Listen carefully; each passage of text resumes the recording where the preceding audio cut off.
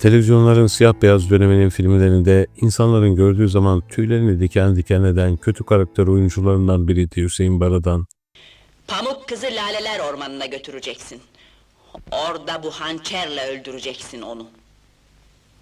Kalbini hiç zedelemeden çıkarıp bana getireceksin. Baş üstüne kraliçem. Fakat o rolünün gereğini o kadar iyi yerine getiriyordu ki insanlar onu gerçekten kötü zannederken aslında o kötü görünümünün arkasında son derece iyi kalpli bir insan vardı. Öyle iyi bir insansınız ki. İyi mi? Kim? Siz, gözler kalbin aynasıdır derler. Biraz çatık kaşlı, sert görünüyorsunuz ama gene de kalbinizin iyiliği çiçek çiçek açmış gözlerinizden belli. Bazı filmlerinde kötüyü canlandırırken bazılarında da eğlendiriyor, güldürüyordu elbette. Sen ha! Yaktım seni! Önüne baksana deve!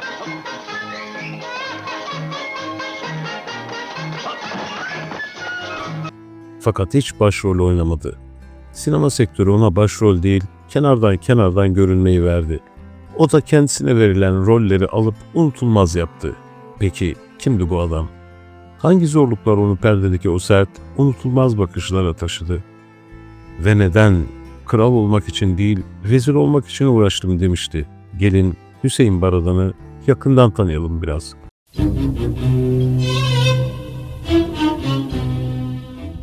Hüseyin Baradan 1932 yılının sıcak bir Haziran gününde İzmir'de Girit kökenli kalabalık bir ailenin çocuğu olarak dünyaya geldi.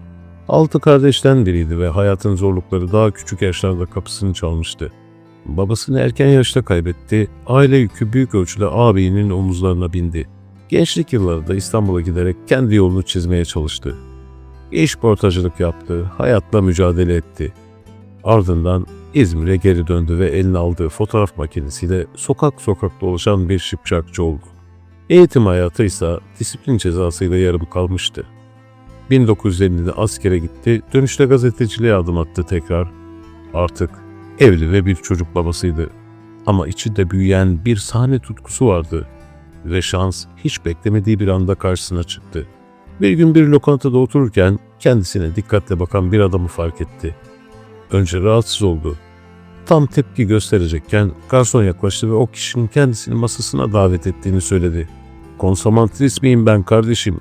şeklinde bir sert çıkış yaptı ama kısa süre sonra o adamın bir yapımcı olduğunu öğrendi. Adı Necdet Bükey'di. Yeni çektiği film için tam da Hüseyin Baradan'ın yüzüne benzeyen birini arıyordu. Teklif cazip değildi, para yoktu. Sadece 2 takım elbise kumaş. Ama bu teklif onun hayatını değiştirdi. 1959 yapımı ilk filmiyle kamera karşısına geçti. Bir yandan gazeteciliği sürdürürken diğer yandan da sinemada kendine yer edinmeye çalıştı. Gazetecilikte de zorlu anlar yaşadı. İsmet İnönü'nün Uşak mitinginde saldırıya uğradı, darp edildi, fotoğraf makinesi parçalandı. Hayatta kalmayı başardı ama o gün çekemediği kare içinde hep bir ukde olarak kaldı. İnsan bazen yakalayamadığı anlara daha çok üzülür diyecekti yıllar sonra. Setlerde artık tanınan bir yüzdü. Sert bakışlı, tehditkar ses tonuyla genellikle kötü karakterleri canlandırdı. Oysa gerçek hayatta son derece yumuşak huyluydu, bir hayvana bile zarar vermeye kıyamazdı. Yeşilçam'da rekabet, ego ve hiyerarşi oldukça sertti. Özellikle Orhan Günşiray gibi yıldız isimlerle zaman zaman gerilimler yaşadı. Bir çekim sırasında susuz kaldığında istediği bir bardak suyun bile geri çevrilmesi sektörün acımasız yanını ona bir kez daha göstermişti.